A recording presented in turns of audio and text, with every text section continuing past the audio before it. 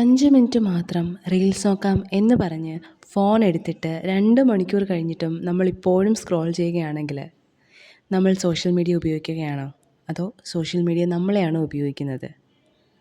നമ്മൾ എന്ത് കാണുന്നു, എന്തിൽ നിൽക്കുന്നു, എന്ത് ലൈക്ക് ചെയ്യുന്നു, ഇതെല്ലാം നമ്മുടെ താല്പര്യങ്ങളെക്കുറിച്ച് സോഷ്യൽ മീഡിയ പഠിച്ചുകൊണ്ടിരിക്കുകയാണ് കേട്ടോ.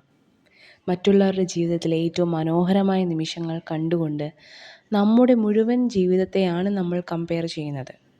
നമ്മൾ കാണുന്നത് അവരുടെ ജീവിതത്തിലെ മുഴുവൻ ഭാഗമല്ല, അവർ ലോകത്തിന് കാണിക്കാൻ തിരഞ്ഞെടുത്ത ഭാഗം മാത്രമാണ്. ഇത് നമ്മളിൽ മാത്രം ഒതുങ്ങുന്നൊരു പ്രശ്നമല്ല. നമ്മുടെ കുട്ടികളുടെ ശ്രദ്ധയും ശീലങ്ങളും വരെ ഷോർട്ട് ഫോം കണ്ടൻറ്റ് മാറ്റിക്കൊണ്ടിരിക്കുകയാണ്. This is a type of short form content അല്ലേ? സ്ക്രോൾ ചെയ്ത് കാണുന്നതെന്ന് പറയുന്നത്. ഈ പറഞ്ഞ ഞാനും ഈ ഒരു കാറ്റഗറിയിലേക്ക് വന്നുകൊണ്ടിരിക്കുന്ന ഒരു വ്യക്തിയാണ് കേട്ടോ.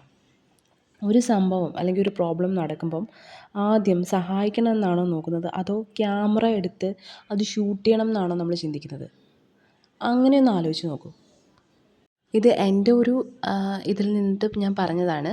ബിക്കോസ് ഞാനിപ്പം ഈ സോഷ്യൽ മീഡിയ യൂസ് ചെയ്യാൻ തുടങ്ങിയതിന് ശേഷം ഡേ ബൈ ഡേ ഞാൻ അതിനോടുള്ള അഡിക്ഷൻ എനിക്ക് കൂടിക്കൂടി വരികയാണ്. ഇപ്പം കുറച്ച് കൊണ്ടുവരുന്നുണ്ട് എങ്കിൽ പോലും നമുക്ക് സോഷ്യൽ മീഡിയ മൊത്തത്തിലങ്ങ് കുറ്റപ്പെടുത്താനും പറ്റത്തില്ല. ബിക്കോസ് നമ്മൾ ഇതേ പ്ലാറ്റ്ഫോം ഉപയോഗിച്ച് പഠിക്കുകയും ബിസിനസ് വളർത്താനും സ്വന്തം കഴിവുകൾ ലോകത്തിന് മുന്നിൽ എത്തിക്കാനും ഒക്കെ കഴിയുന്നുണ്ട് അല്ലേ?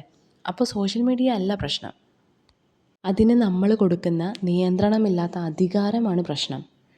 നമ്മുടെ ജീവിതം സ്ക്രോൾ ചെയ്ത് കടന്നു പോകാനുള്ളതല്ല, ജീവിക്കാനുള്ളതാണ്. അങ്ങനെ ഒരു തിരിച്ചറിവുണ്ടായാൽ നമുക്ക് മുന്നോട്ട് പോകാൻ കഴിയും നല്ല രീതിയിൽ.